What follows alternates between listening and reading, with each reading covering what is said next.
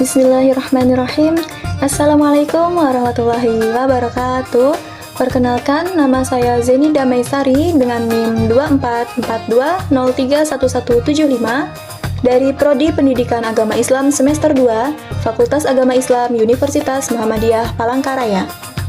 Di sini saya akan menyampaikan presentasi mengenai biografi Tarekat Naqsyabandiyah, yakni sebuah tarekat besar yang memiliki pengaruh kuat dalam sejarah tasawuf Islam, khususnya di wilayah Asia Tengah hingga Nusantara.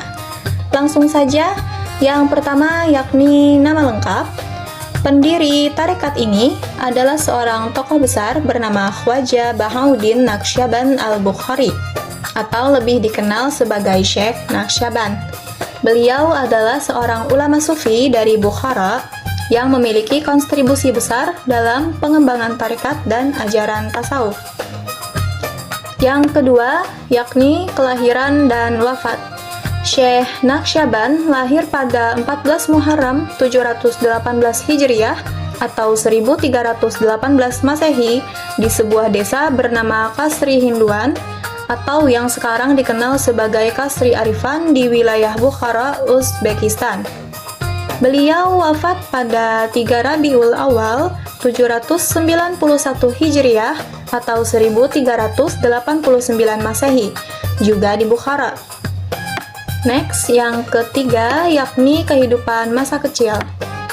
Beliau berasal dari keluarga petani sederhana tetapi religius. Sejak kecil, Syekh Naqsyaban dikenal sebagai pribadi yang zuhud, mencintai ilmu dan sangat tekun beribadah. Beliau menimba ilmu dari banyak ulama, khususnya dalam bidang tasawuf dan fikih. Salah satu guru utamanya adalah Sayyid Amir Kulal, yakni seorang sufi besar yang sangat berpengaruh. Next, yang keempat yakni perjalanan spiritual.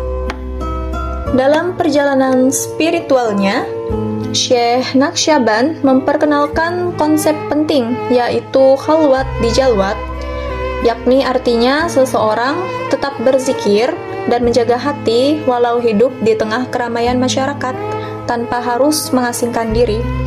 Tarekat ini juga menekankan zikir khafi, yaitu zikir dalam hati, bukan dengan suara yang keras. Selain itu, beliau sangat menekankan ketaatan terhadap syariat Islam, menjadikan tarekat ini sebagai jalan tasawuf yang sangat disiplin. Next, yang kelima yakni karya dan pemikiran. Walaupun beliau tidak banyak meninggalkan karya tulis, ajaran-ajarannya tetap hidup melalui murid-muridnya. Salah satu warisan utamanya adalah Rukun 11, yaitu prinsip-prinsip inti dalam praktik spiritual Naqsyabandiyah seperti husdardam atau sadar dalam setiap nafas, dan nazar barkadam, yakni menjaga pandangan dan juga langkah. Ajarannya ini sangat menekankan pada penyucian hati atau muraqabah, yakni kesadaran akan Allah dan penggabungan antara syariat, tarekat, hakikat dan ma'rifat. Next, yang keenam yakni kritik terhadap pemikiran.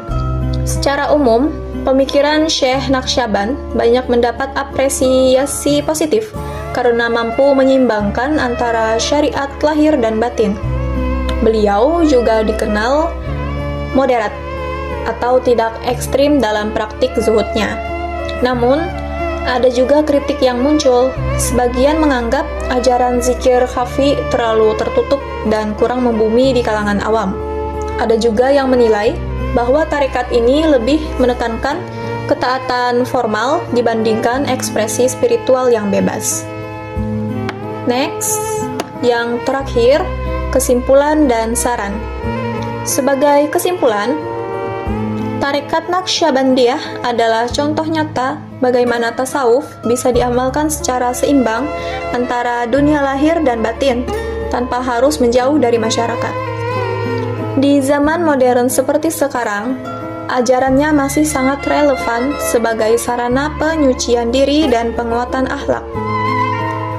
Lalu saran saya sendiri, ajaran Naqsyabandiyah ini perlu dikemas dalam bahasa yang lebih kontekstual dan kekinian, agar dapat diterima oleh generasi muda. Selain itu, pendekatannya juga perlu lebih dialogis, agar tidak terkesan eksklusif. Sekian presentasi dari saya. Terima kasih telah menonton. Wassalamualaikum warahmatullahi wabarakatuh.